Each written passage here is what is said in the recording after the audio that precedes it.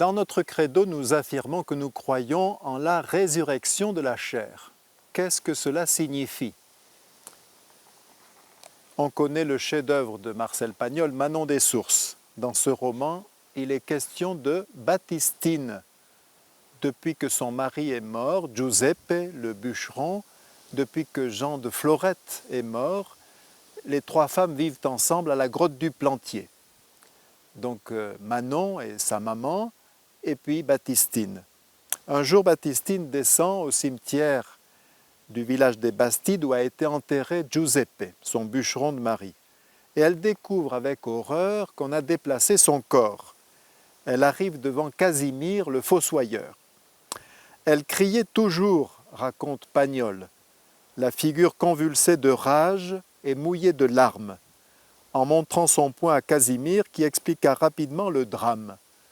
La veille, il avait été obligé de mettre le corps de Giuseppe à la fosse commune parce que le trop peu généreux Attrapenure n'avait payé qu'une concession de 2 ans et qu'il fallait faire de la place pour la vieille Jeannette des Bouscarles qui venait de recevoir les derniers sacrements. Alors Baptistine lance des malédictions contre le village, puis s'en retourne. En chemin, elle rencontre Manon. La Piémontaise voulut parler, ses lèvres tremblèrent, elle fondit en larmes. Manon l'embrassa et la fit asseoir à l'ombre d'une roche, sous un bouquet de pins. Alors Baptistine lui raconta son malheur et l'accompagna de lamentations. Ils l'ont sorti de la belle boîte, parce qu'ils disent que ça tient trop de place. Et ils l'ont tout mélangé avec les autres, avec des gens qu'on ne connaît pas, et que peut-être ils ont des sales maladies. Et même dans ce trou, il y a Pepito, le bûcheron, un Espagnol méchant comme la Galle, que Giuseppe l'avait assommé 2 fois parce qu'il lui volait son vin dans le panier, et qu'il lui faisait des grimaces pour se moquer de lui, et puis vite, il partait en courant. Et maintenant, ça va recommencer toute l'éternité. Et au giudizio finale, comment il fera pour retrouver ses os, que ça se ressemble tous, et puis que personne ne peut reconnaître ses os, parce qu'on ne les a jamais vus, et ça sera facile de se tromper. Et maintenant qu'il est tout éparpillé, même moi je ne saurais pas le remettre ensemble. Et puis à quoi ça sert de faire des prières pour lui sur cette tombe? De tout sûr, les autres lui en voleront la moitié. Mais ces gens du village, c'est une bande de porcs, et je leur ai fait la jettatura la plus mauvaise, et ça leur portera malheur.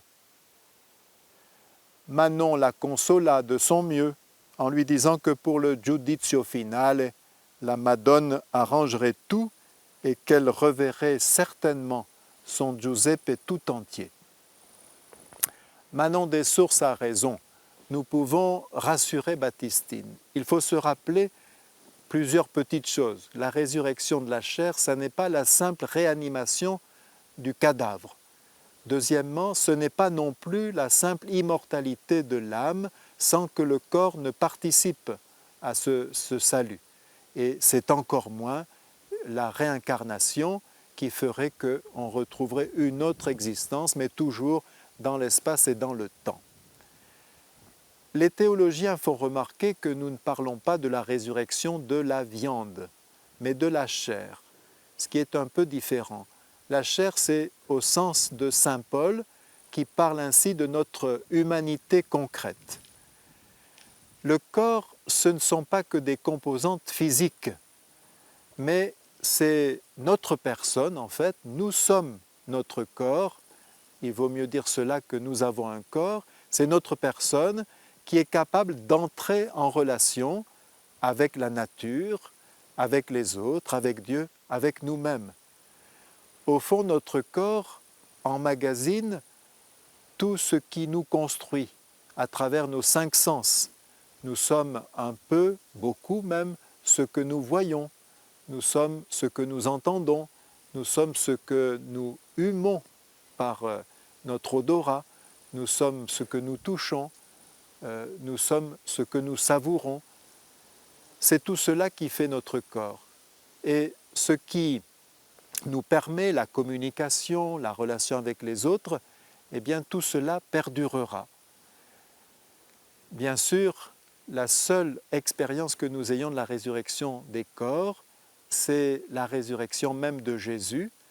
Les apôtres l'ont vu, ils l'ont reconnu à sa voix, à ses gestes, à son regard. Il était capable d'être à plusieurs endroits à la fois.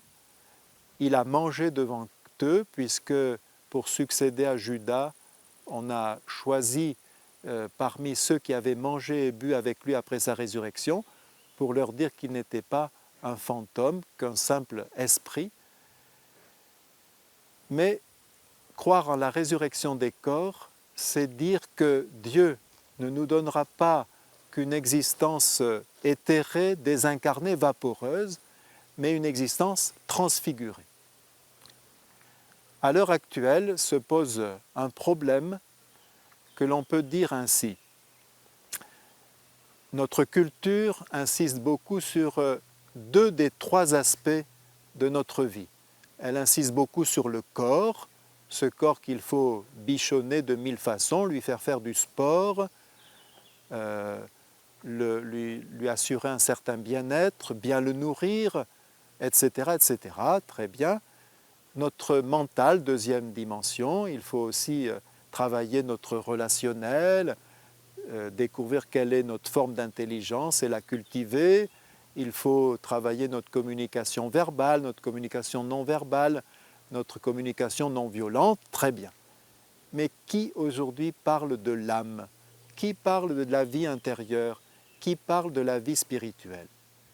Quelqu'un disait, c'est comme si nous étions une société de chenilles, les élites qui ont pris le pouvoir au niveau culturel, au niveau ambiance, interdisent aux chenilles de devenir papillons et par contre leur enjoignent l'ordre de devenir la plus grosse des chenilles, quitte à écraser les autres, ou la plus médiatisée des chenilles, ou la plus électronisée des chenilles. Or, nous sommes faits pour être papillons. Mais la résurrection des corps passe d'abord par le soin que nous prenons pour notre âme.